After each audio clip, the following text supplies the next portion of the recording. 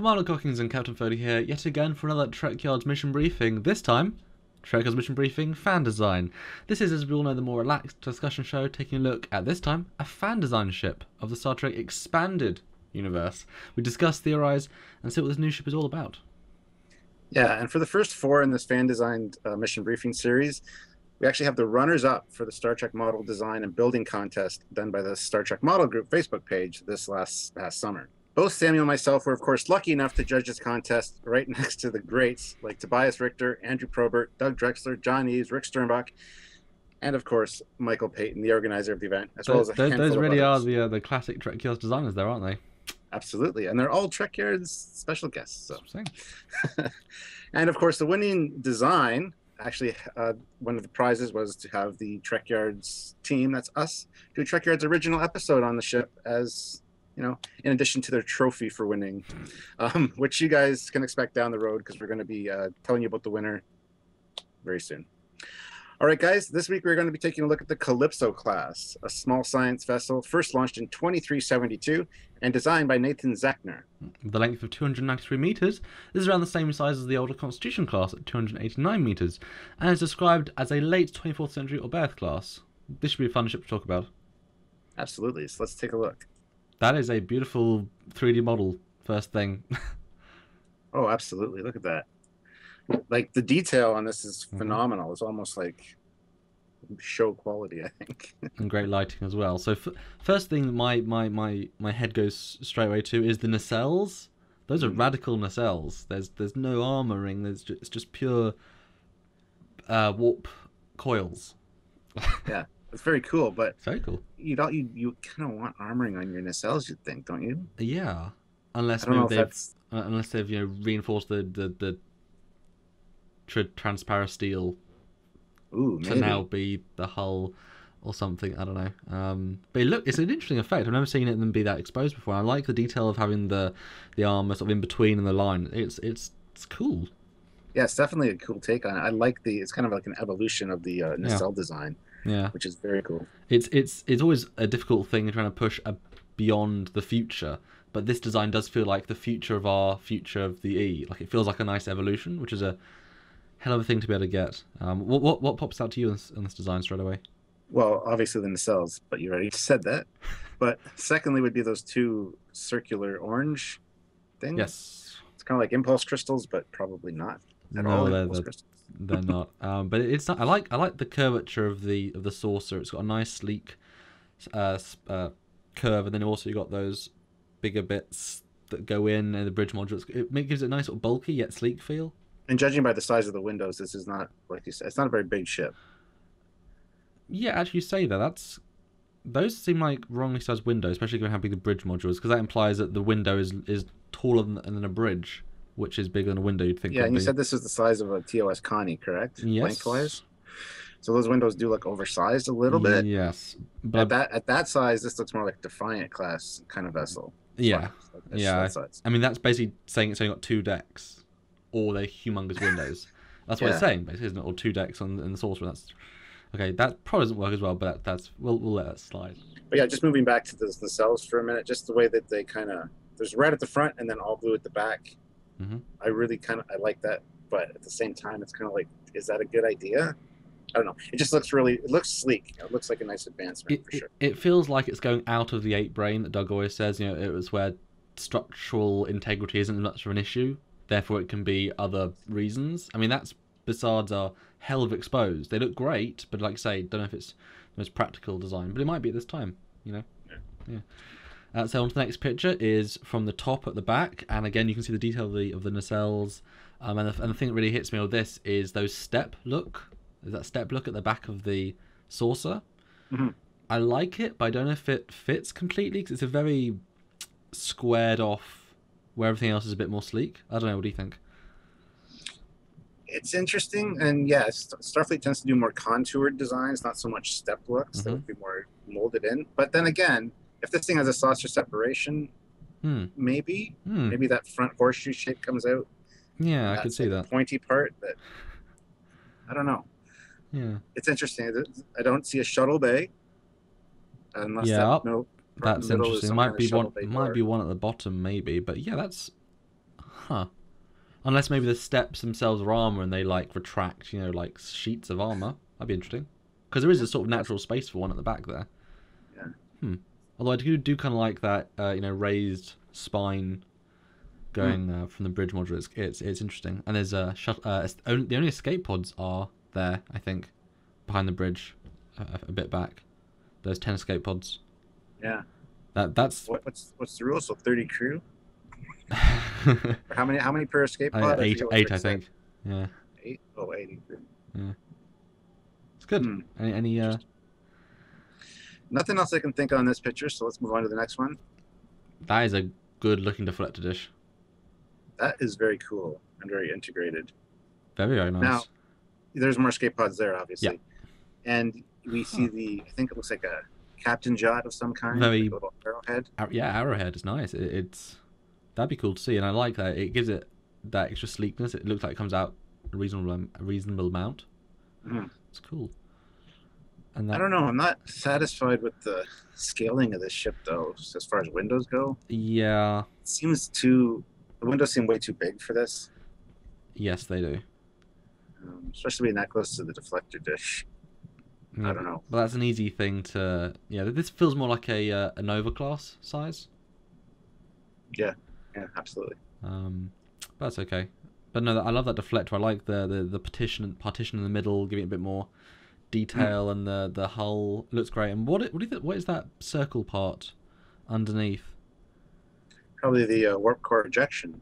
You say that, but it's a bit detailed for that. Do you think it's possibly some form of planetary sensor array rather than just the deflector? Because it was meant to be a science ship, and maybe have a dedicated lower array. It's a possibility, absolutely. Never really thought about that. But yeah. And where's the torpedo launchers? Because there's a little blue light at the front underneath the deflector, but there doesn't seem any torpedo arrays. There's obviously phaser strips, but I can't see any torpedoes. That's a good question. Maybe we'll see it in another picture, perhaps? It's good, though, man. Like I said, I like the really nice detail look of the ship. It's cool. Yeah. Cool. So the next one is the back view, which, yeah, those warp engines are pretty thin, and so are the struts. But they work for me. Yeah, I like it. It's a nice advancement. Yeah. The only thing I'd do probably is I'd have the strut attachment underneath rather than on this inboard side. Yeah. I don't know. Yeah, I might make this a bit thicker, just give it a bit more. Yeah, maybe integrate the nacelles, the actual warp blue bits actually into the pylons a bit. Give them a bit more size. That'd be an interesting look. But I definitely feel like now that neck step part in the middle, that feels like sheet metal to then raise and have a shuttle bay. Yeah. And then do you think those two lights at the bottom, as with the orange, do you think those are torpedo launchers? Because they don't look like it, but they're naturally placed for them. It's a good placement for them, like you said, but I don't think so, to be honest. I know, because I know science ships aren't meant to be bristling with weapons, but you've got to imagine they have some torpedo launchers. Or at least probe launchers. Maybe they're probe launchers. Yeah, absolutely. I mean, that would be essential. Yeah, I'd expect to see several. I like the impulse drives as well. Pretty big. Like it feels like a fast ship, like a nice and capable ship. Yeah. Not much else to say about that. I do like the two rounded bits on the top where those orange parts are. Yeah, they're bigger than they look on the... It's an interesting detail that I'd like to know exactly what they are. All right, so the next picture is it from the bottom. Looks more classical Star Trek now. All the shapes look a bit more... Yeah, it looks like a ship that belongs in Voyager, almost like a Rick design. Yes, it does. Yeah, actually, I kind of like the from this. If this was the top, I kind of like it with the extra plating, sort of underneath would be a big secondary hull or whatever. It's yeah, it's interesting. Yeah. It definitely does have the Nova class feel to it, and that front part reminds me of the Steam Runner, the way that is shaped. Yeah, it's sort of an Akira style engine module with a Nova style overall shape, and then, like I say, a Steam Runner / Rhode Island front. It's cool. And I like, so the escape pods are clearly obviously here, and again that lower part, I mean it's a lot of detail for a warp core ejection. I don't know. That's true. It's like a shoot me here kind of detail. let's destroy the entire warp core. This is the Death Star version of Star Trek. Shoot that one spot and it'll go through. Although you can see no landing legs. But then what is that detail at the bottom? Because I keep thinking it's a leg, the next to the warp core ejection with those red lines and that black grill section like that. Feels like it could be legs, but it can't be. I don't know. But I don't know. That's a good question. I'd have no idea. Hmm. Although these nacelles are kind of growing on me. The Yeah. look of them is really nice. And you can see now there's this extra brown portion as you see for the D before the between the Bessards and the main coupling, which you didn't really get to see in the other pictures. It nice little detail. So the next picture is the detail shot of those bits you like. Now, so you don't know what this is. I've actually read into what this is. What is there anything you can take from this detail? Well, looking at it, it looks like a hollow grid. Yes, So I don't know if they're hollow emitters or what. Yeah, exactly what it is. Yeah, he based it off the TNG style hollow lines, because it gives that aesthetic that we know, and then they're meant to be hollow projectors for missions and whatnot.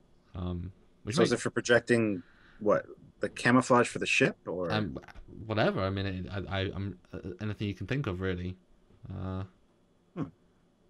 That's very cool. Yeah, it's interesting. It's like mini deflectors, almost. Yeah.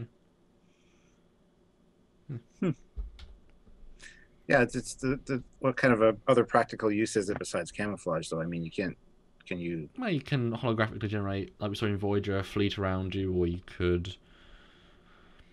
Although the TOS dreadnoughts had that too, the holographic decoy emitter. Yeah. So that's interesting. All right, so the next picture is the ship from the front. Looks more like an animal now. Yeah, it's got a cool, kind of aggressive look, especially those two red dots. I wonder if those are the torpedo launchers. Yeah, I was going to say those. Well, I mean, if you zoom in, though, there's nothing really detail-wise there to say that. Yeah, they could be. And there's definitely no torpedoes underneath the deflector. That's all nice and Voyager-esque. But, yeah, it's a really interesting look. It's definitely, human eyes with a mouth and ears almost. It's a... Yeah, although the bridge module is very high above the ship.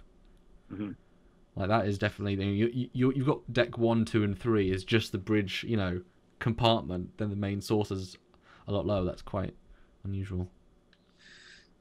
Yeah, but I love the look of that deflector dish from the front. It's really amazing. Nice. Yeah. Cool. So next shot, is it from the side? Wow, that is a lot sleeker than... Every angle provides a different perspective. That is a sleek ship. And those nacelles are very, very thin. Wow. Yeah, they don't look that thin from the other views, for sure. But I like the way that deflector dish kind of dips down a little bit. Yeah, absolutely. I like that look. So yeah, all the different angles and detailing. Yeah, it's got a good vibe to it. Yeah. So next shot, is it from the top? And you get to see all this extra detail.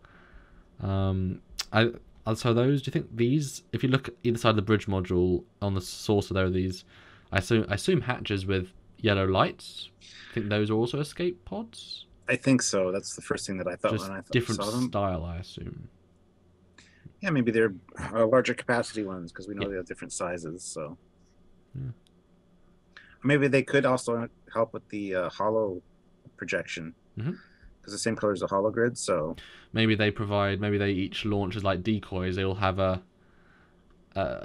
sensor. They're all a probe, and inside the probe, the emitters then create a holographic image around it, and then that generates the fake signatures. So therefore, we've got a good fake ship. And let's see, we've got 2 rear-facing phaser strips there and 2 forward-facing. So there's only 6 phaser strips in the whole vessel. Yeah, which isn't very much for a science vessel, but I mean, if they're at a time of peace, I mean, you don't need to be that well armed, I suppose. But it's cool. It's got a different vibe on the top. I like how the pylons look both... This angle, they look very big and bulky, but then in the front view, they're clearly thin and spindly, so it's interesting how it always looks different from every angle. And that's a good sign of a ship. It's like it has a different perspective each time. Yeah, this is definitely a neat ship that I would love to see added to the Starfleet roster. I could see it in a battle, especially like first contact battle. No, I think it's a bit. No, that's a little bit more advanced. I'd say in post Nemesis.